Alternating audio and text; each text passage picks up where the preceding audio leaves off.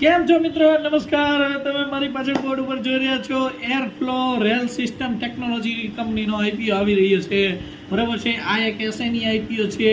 આ આઈપીઓ એક ડબલ કરી દેશે, બરાબર. હવે આપણે કંપનીની વાત કરી તો મૂળ ચેન્નઈ તમિલનાડુની કંપની છે. આપણે ગાડીમાં છૂછુક ગાડીમાં સવારી કરી ટ્રેનમાં, એમાં આપણે જે સીટ ઉપર બેસીએ, બરાબર, એ બધા રેલના ઇન્ટિરિયર બનાવે છે, કોમ્પોનેન્ટ્સ બનાવે છે, રેલ કાર બોડી બનાવે છે, બરાબર.